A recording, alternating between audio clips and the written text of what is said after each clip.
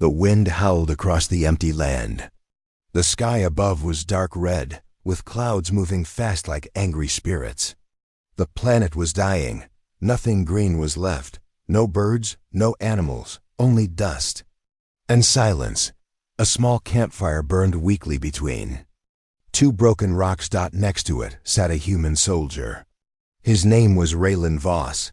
His clothes were torn, face dusty, eyes tired. He had not slept in 2 days. His ship had crashed after a surprise attack. His unit was gone. Only he survived. He had built this fire using parts of his suit. It gave him a little warmth, a little hope. Raylan stared at the flames, thinking of home, of Earth, of the blue sky he once took for granted. He pulled out a small photo from his chest pocket, a picture of his sister, smiling, alive. Suddenly, he heard something, a sound. It was soft, like a whisper, like wind trying to speak. He stood up, grabbing his plasma knife. The sound came again. Double quotes. Human. Raylan froze. That was not the wind. It was a voice. Please. The voice was weak, fading. Female. Raylan turned his head toward the shadows beyond the firelight. And then she appeared. Crawling out from behind a cracked boulder was a woman. No, not human. Her skin was pale purple, glowing faintly in the dark. Her body was shaking. She wore almost nothing, only strips of torn cloth over her. Her eyes bright silver met his. Double quotes. Human.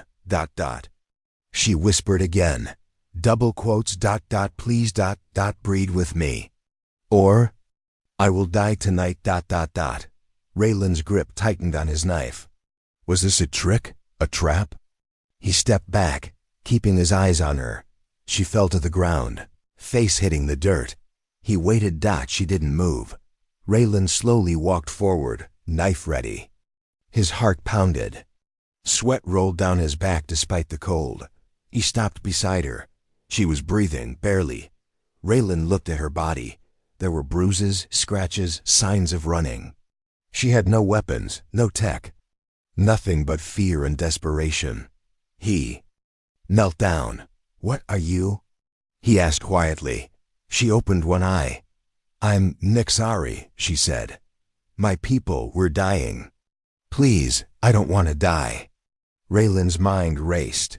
Nixari, he had heard stories. A rare alien race with strong emotion bonds. A race that couldn't survive alone during something they called the burning. It happened once every cycle. If not bonded, they would break down inside. She was having that. And she had no one. Help me. She begged, voice shaking. Not for pleasure, for survival. I'll die without touch. Raylan didn't move. He didn't speak. This was insane. He had no medicine. No shelter, no answers, only a fire. And this broken stranger at his feet. I ran. She continued. From slavers. They chased me. But I escaped. I followed your smoke. Raylan looked behind her. There were faint footprints in the dust. No one else.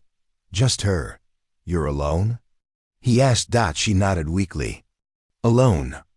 And dying, Raylan sighed. He put his knife away. She needed help. Real help. But he had nothing. No Cums. No med kit. Just scraps and heat packs. He gently lifted her. She flinched. Easy, he said. I'm not going to hurt you. Her body was burning. Her skin hot like fever. Raylan brought her near the fire, wrapped her in a spare emergency blanket. She clutched it tightly. I'm Raylan, he said, from Earth. She gave a tiny nod. I'm Celia, she whispered. From a forgotten world. They sat in silence. The fire crackled. Celia's breathing slowed but was still shallow. Raylan looked at her again. She was young, beautiful in a strange way, but she looked broken. Like a bird with torn wings. I don't know if I can save you, he said. You already have, she replied softly, eyes closing. You didn't walk away. Raylan didn't answer. He just stared into the fire. The galaxy was cruel, but maybe. He didn't have to be that far above them. The sky flashed with distant lightning, but inside that circle of firelight there was something else, a fragile hope. And the night had just begun. CLY woke up to the soft sound of crackling fire. Her body still burned from the inside, but the cold outside had faded. A strange warmth surrounded her, a blanket, and a man's presence. She slowly opened her eyes. The human was still awake, sitting a few steps away, knife resting beside him, eyes scanning the shadows. He hadn't left her. That surprised her. They always left. "You're still here," she said, voice dry and cracked. Raylan didn't turn his head. "Didn't plan to leave." "You to die," he said simply. Celia sat up slowly. Her hands trembled, but she tried to look strong. "I thought humans didn't care for alien pain," Raylan shrugged. "I stopped caring what species someone is after my squad burned in a drop ship." Celia looked at him. "You've lost people too." He didn't answer. The silence between them grew heavier. She pulled the blanket closer. Her skin glowed faintly, soft light pulsing with each heartbeat. It was both beautiful and tragic. A sign of her condition. A warning. "You need to understand," she whispered. "This is not desire. What's inside me, it's like a curse." Raylan finally turned to her. "A curse?" he asked. Sely nodded. "The Nixari are not like other races. When a female reaches the heat cycle, if she is not bonded mind and body, her body turns against her. Organs begin to collapse. Brain burns. It starts with fever, ends in silence." Raylan frowned. "Sounds more like a disease." "No," she said sharply. "It is design." Raylan raised an eyebrow. Celia continued, her voice shaking now. "We were made this way, long ago. Not born, made." Now Raylan sat up straighter. "Wait, you mean you're not a natural species?" Celia looked away. "We were created by the architects, a long-dead race, made to be beautiful. Obedient, dependent. They wanted control. So they designed us to need bonding or suffer." Raylan's mouth went dry. "Engineered weakness," he muttered. "Yes," she said. "And when the architects vanished, others found us. Slavers, traitors. We were seen as valuable, not as people, as property." Raylan clenched his fists. Celia's eyes shimmered, not just from pain but from memory. "My sister died 3 cycles ago, alone. She begged for help, like I begged you. No one stayed." Raylan stared into the fire. The galaxy was darker than he ever imagined. And yet, in this cold dust storm world, a light sat across from him. Not perfect, not whole, but alive. He looked at her again. "How long do you have?" She didn't blink. "Hours, maybe less. The bonding is not about mating alone. It's about connection, trust, emotion. The body responds to true care." Raylan scoffed. "So, saving you isn't just about touching you. It's about choosing you?" Celia nodded slowly. "Yes, I don't want your pity. I want your will." For a long time neither spoke. Then Raylan said, quietly, "You're not broken." "Celia," she blinked. "Everyone says I am. I'm not everyone." A faint smile crossed her lips, but her body shivered again. Raylan got up, walked over, and sat beside her. She didn't move, but her breathing changed. He held out his hand. She looked at it, unsure. "No pressure," he said, "just trust." With shaking fingers, she touched his hand. Something soft passed between them. Not magic, not power, just something human. And for the first time since her fall, Celia's glowing skin began to calm. "Just a little. Why are you helping me?" she asked, tears in her voice. Raylan looked at her and said only one word, "Because no one else did." Celia's hand was small in Raylan's palm, but it felt like holding a burning coal. Her skin was hot, too hot. like a fever that came from inside her bones. Yet, she didn't pull away. Raylan could feel it. She was scared, not of him, but of being left again. He didn't know what to do. He was a soldier, not a doctor, not a healer, and definitely not someone trained to handle a dying alien woman asking to be bonded. Yet here he was holding her hand beside a dying fire on a dying planet. Celia looked up at him with silver glowing eyes. "Does it hurt to touch me?" she asked softly. Raylan shook his head. "No, just feels alive," she smiled faintly. "That's the fire. My body is preparing to shut down. It burns first, then fades." Raylan looked at her hand, saw the small trembles. "What if we slow it down, with touch, talking, warmth?" She nodded. "That helps if it's real, if the feeling is honest." Raylan frowned. "You mean fake care won't save you?" "No," she whispered. "My body knows the difference." Raylan leaned back a little, his hand still holding hers. "I've never trusted aliens," he admitted. "Never got the chance." "I've never trusted humans," she said quietly. "They always looked at me like I was a toy, a tool, never someone who could feel." They both stared into the fire. There was pain in both of them. Different paths, same ache. Raylan finally asked, "How long were you kept?" "By those slavers?" Celia looked down. 6 years, she said. 6 years of cages, chains, and being told to smile. Raylan didn't speak. He just sat beside her in silence. And that silence meant more to her than words. After a long moment, she leaned against his shoulder. Raylan didn't move. Her body burned, but her soul felt colder. "You don't have to do this," she said softly. "I don't want your guilt." "It's not guilt," Raylan replied. "It's choice. You need someone to choose you." Celia closed her eyes. Then ... choose. Raylan looked at her, really looked. Not like a soldier. Not like a man staring at something alien, but like a human. Seeing another living being. Trying to survive. He slowly pulled her closer, wrapping his arm around her. Her body melted into his, and the fire inside her flared. Then began to soften. A low hum came from her chest like a purring sound. Not animal, not machine. Something living and old. "What's that sound?" he asked.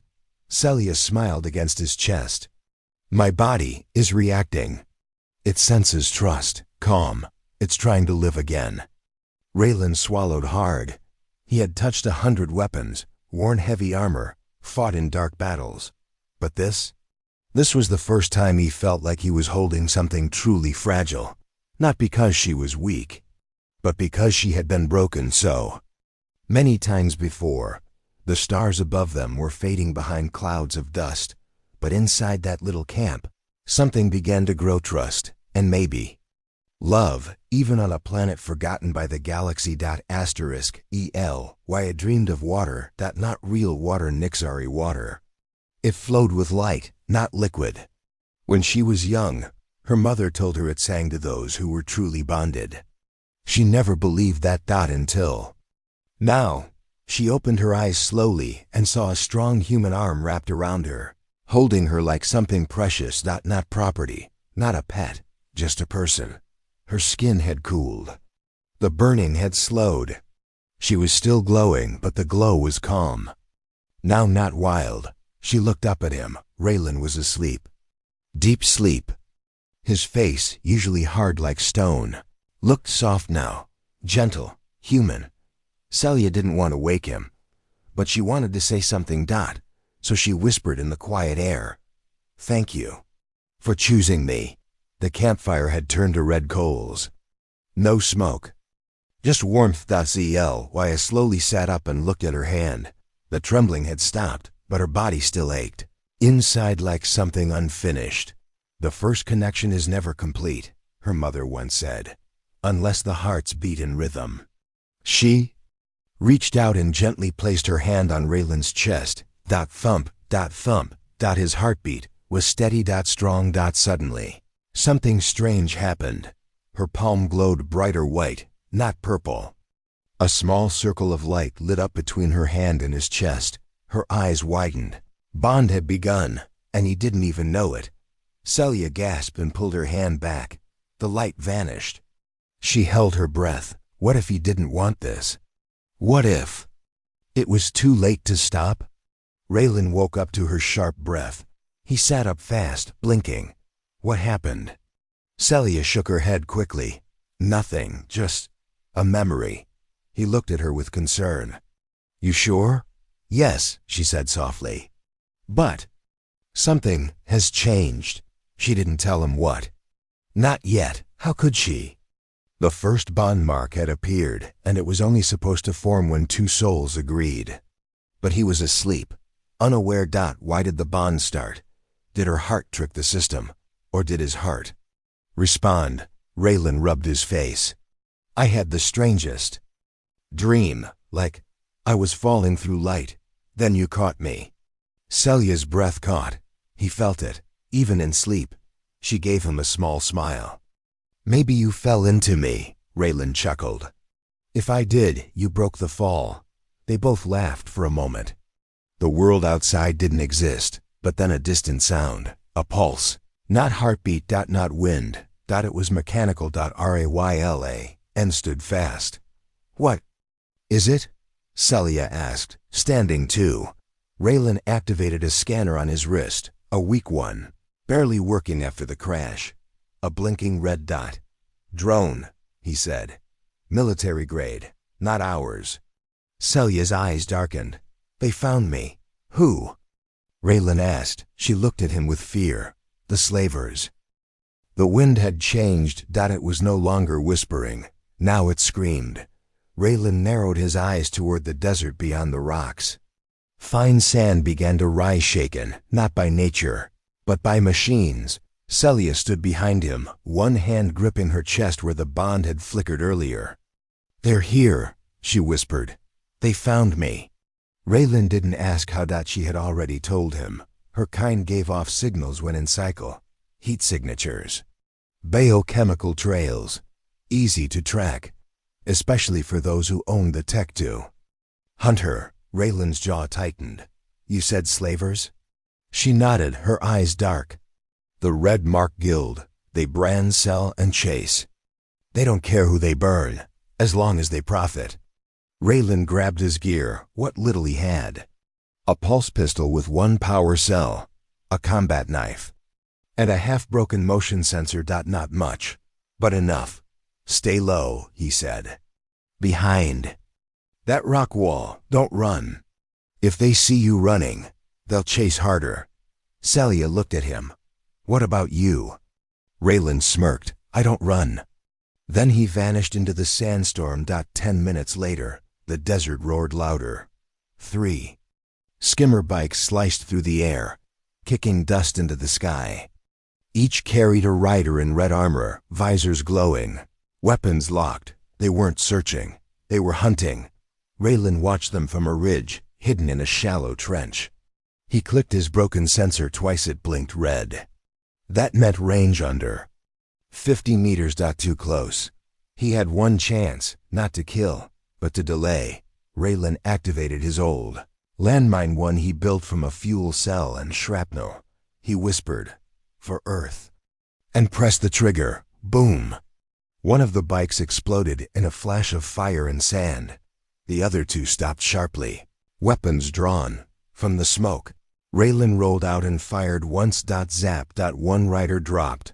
The last turned to fire, but Raylan had already ducked behind a fallen engine. You think I'm just some lost human? Raylan shouted. Come and find out. The last slaver growled through his helmet. You're protecting Nixari filth. That's a death sentence, human.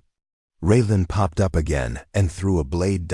It struck the rider's arm. He screamed, but didn't fall. The slaver jumped off the bike and charged.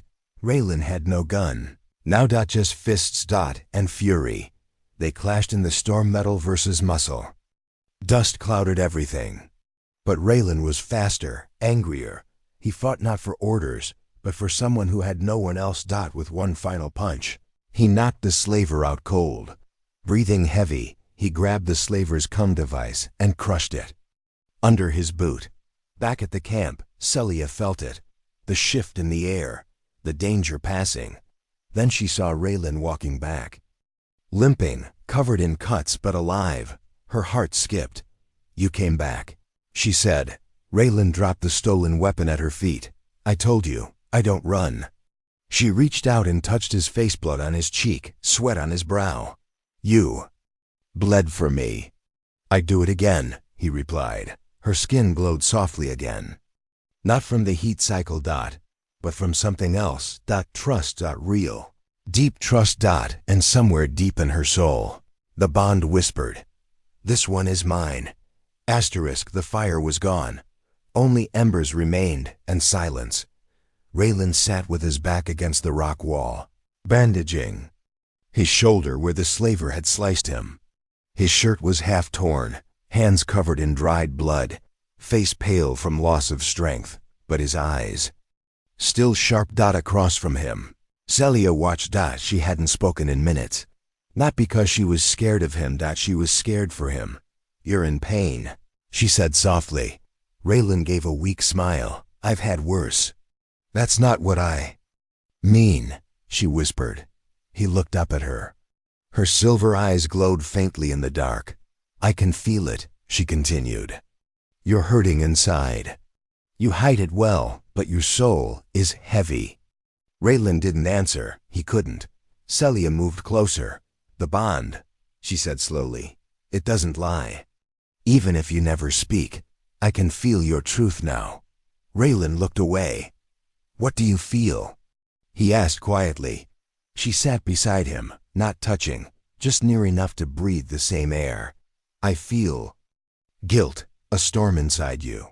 Like you think you've failed too many people." Raylan closed his eyes. "My whole squad died," he said, voice low. "Burned. Screaming. I was the one giving orders. I sent them into that trap." Celia listened. Silently. "I survived," he continued. "Not because I was brave, but because I was lucky. And sometimes I wish I hadn't." Now Celia reached out. She placed her hand over his heart. And this time, the bond responded instantly. A soft blue light glowed under her palm, not burning, not urgent. Just warm. Alive. "Your guilt doesn't define you," she said gently. "You saved me, Raylan, and not just from slavers. You saved me from being forgotten." He looked at her, truly looked. She wasn't a victim anymore. She was glowing, her spirit stronger, voice steadier, eyes full of something he hadn't seen before. "Hope.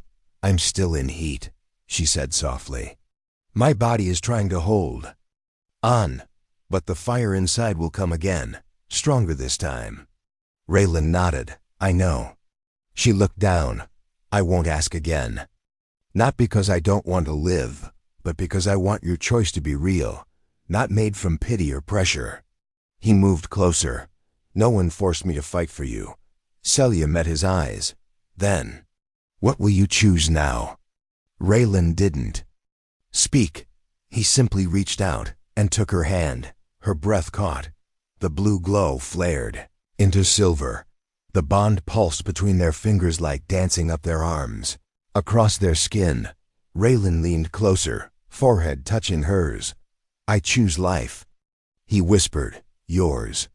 And maybe even mine." Celia trembled, but not from fear. From something deeper. Connection. Acceptance. A kind of love she never thought existed. The night wrapped around them like a blanket. Outside, the desert howled. But inside their small circle of light, two broken souls finally held each other, not as alien and human, but as something else entirely, chosen. The night passed slowly. But for the first time, neither of them feared the dark. Wrapped in silence, warmth, and each other's breath, Celia and Raylan sat close beneath a ruined sky. The bond had fully awakened, its silver glow now soft and steady, like a heartbeat between souls. Raylan opened his eyes just as the first rays of alien sunlight touched the broken rocks. It wasn't Earth's sun. It was dimmer, stranger, but still. It was light. He turned and looked at her. Celia was still. Asleep, her head resting against his chest, her breathing calm, her skin no longer burned. The strange fever was gone. Her body had survived the cycle, not through force, not through science, but through something the galaxy had forgotten. She stirred slowly, blinking at the sky. I'm alive, she whispered in disbelief. Raylan smiled. Looks like it. She touched her chest, then his. I feel whole, she said. For the first time in my life. Raylan helped her sit up. I thought the bond only kept you from dying, he said. But now, you look stronger, Celia nodded. The bond didn't just save me, it changed me. Raylan stood slowly, stretching his sore body. He looked toward the horizon. Smoke, not from the fire, from wreckage, his ship's wreckage. If I can reach the crash site, he said, maybe I can fix the beacon. Call for pickup. Celia looked up at him, nervous. And what then? He paused. Then we leave. She stood too, brushing dust from her legs. Her eyes no longer shimmered with fear. Leave to where? Raylan looked back at her. And for the first time, he didn't see a stranger. He saw someone who had been left behind too many times. But not anymore. Wherever you want, he said. Somewhere safe, somewhere free. Celia smiled truly. Smiled, her face lit up with something pure. Then let's go, she said. Together. Later. The beacon sparked once, then twice. Raylan hit it with his boot. Come on, one last push. Celia knelt beside him, hands over the panel. Her touch glowed softly, bond energy. Somehow it helped power the signal. With a sharp beep, the beacon lit up, broadcasting their location into the stars. Raylan grinned. You're full of surprises. She laughed lightly. So are you. They sat back on the sand, looking at the rising sun. A new message beeped through the beacon screen. Rescue ship en route. Eta, 18 hours. Celia leaned against him. Raylan wrapped an arm around her shoulders. She whispered, You didn't just save me. You gave me a reason to keep living. Raylan answered, voice low and sure. And you reminded me I still have something to protect. And somewhere far away, in a dark corner of space, a slaver ship received a broken signal. Not coordinates, not bounty, but a message. She is no longer yours. And they knew. The Nixari girl was gone. Claimed. Not by chains, but by something stronger. Choice.